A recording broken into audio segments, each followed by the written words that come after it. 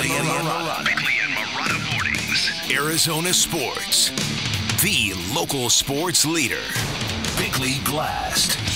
An NFL season is 17 games long, and the Cardinals are 5-12 in their last 17 games, and that's exactly what they look like and felt like after playing the role of piñata in Mexico City, like a 5-win football team in need of dramatic change. So what now? Obviously, the owner has to look long and hard at a complete cultural overhaul, which requires bringing in a new GM and a head coach, because this system ain't it. And that was laid bare last night when the dink and dunk parade was in stark contrast to the Ferrari that is Kyle Shanahan's offense. And really, it's nothing personal, because the Cardinals have invested almost $250 million in a quarterback that got skewered last night without even playing a down for his lack of leadership and his lack of accountability and his refusal to look in the mirror and learn the nuances of football that he's never needed in the past. The Cardinals need to give this quarterback what he needs the most: discipline and structure and accountability and a pathway to real growth and an offense tailored to his talents. Because after the Colt McCoy bubble was burst last night, the goal of becoming the third consecutive team to play a home Super Bowl is up in smoke, and you'd be hard-pressed to find a Cardinals fan who feels good about the future or where this train is heading. That was a game that the Arizona Cardinals absolutely had to win to stay relevant, even in conversations for a playoff spot. And instead, I think it was probably the most thorough beating they've taken all year. Yeah, and quite some time. You know, considering it's been a while since we saw Kansas City, and I go back to that Kansas City opener at State Farm Stadium. That just looked like a Kansas City team that was well far ahead in its preparation for a season than the Cardinals were, because the Cardinals were relatively healthy at that point. But last night was just a beatdown. Yeah, it was. It really, really was. And so, again, yeah, so now you've got to turn your attention to broad-based concerns, in my opinion. Obviously, the players are going to talk about flushing this and continuing to work, and I could sit here and spend the next 10 minutes reciting what we're going to be hearing in the coming weeks, because they're going to be, their message is going to be on autopilot. It's going to be all that.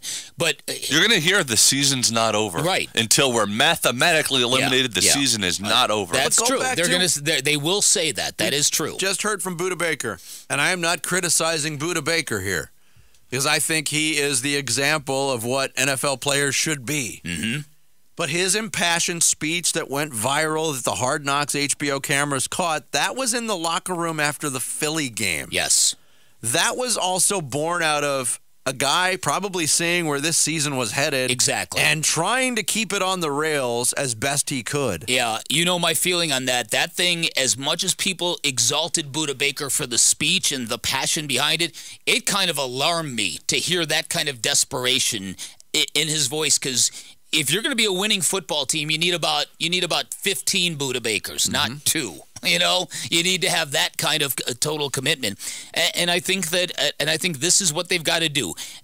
They've shown now over the course of 4 years mutually where this thing is going, and from the standpoint of Kyler Murray, and we've talked about it all morning. I just said it in the blast. He got skewered last night. Didn't even play, but he got skewered by the pregame show. You've heard the cuts. We played RG3. We played Larry Fitzgerald. We played Steve Young. The Steve Young comments were very interesting to me, because it was like, okay, dude, you need to realize you're not it.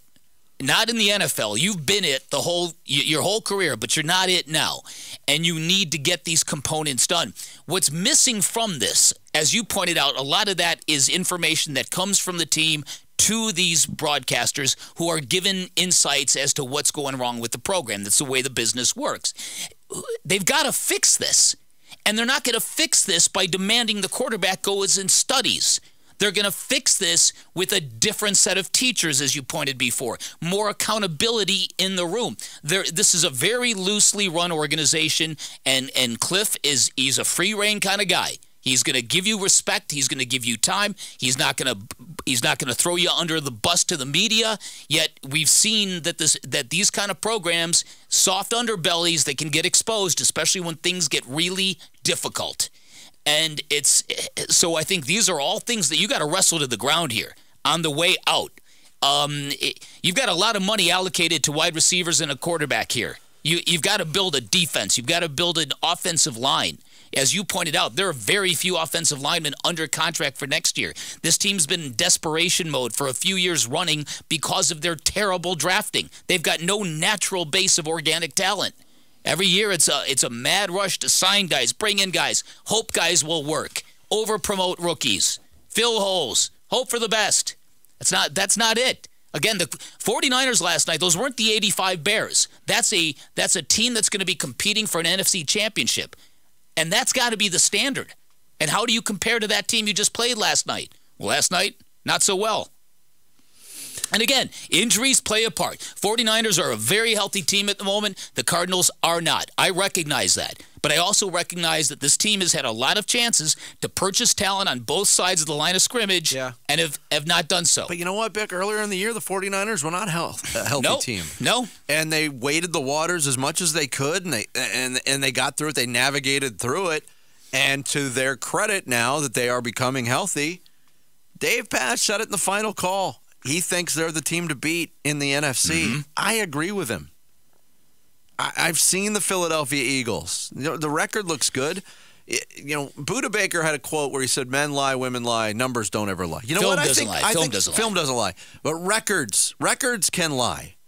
You look at the Minnesota Vikings and the Philadelphia Eagles, I think their records are somewhat of a overinflated lie right now. Mm-hmm. And I think the same for the San Francisco 49ers, the way they are currently constructed, the confidence that they're playing with. You just saw them impose their will last night for 30 minutes of that football game where they said, you know what?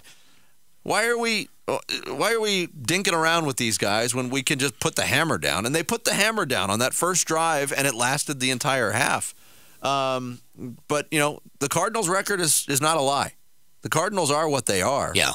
And they have not done, obviously, as good a job of navigating through the injuries that hit every team. They've been hit harder than most teams. I get it. They've played more players this year in games than any team in the NFL. They have 80% of their line out. But again, you have to prepare for these things. You know what's hilarious? Mm-hmm. The 49ers are playing with their quote-unquote backup quarterback right now. Yes, they are. That's a good point. Whether it was luck or savviness, they did not just give away Jimmy G or cut him or whatever. They were savvy enough to keep him on the roster, and now he's one of the keys to them, their resurgence. Yeah, and listen, and so I know that the Cardinals' offense was compromised last night when Rondale Moore got injured early because he had been on a 3-game bender, if you will, in a good way, trending in a good way. But at that point in time, you spend draft capital for Robbie Anderson. At that point in time, he should be able to step in and make plays. I mean, how long has he been here? It's a sign of a soft culture. It's a month. Yeah, it's so again. Did you even notice Robbie Anderson on the field unless you sought him out to see if number 81 was lined up? I didn't either. I did not. There's listen, I do believe that getting the quarterback right has to be priority number one. They've invested nearly a $250 million into this guy, and whether you think he's worth it or not, that money ain't coming back, and you're not trading him. There's going to be no market for him at that price. So to me, you got to get that piece right, and nothing's going to change with that piece without real change around him.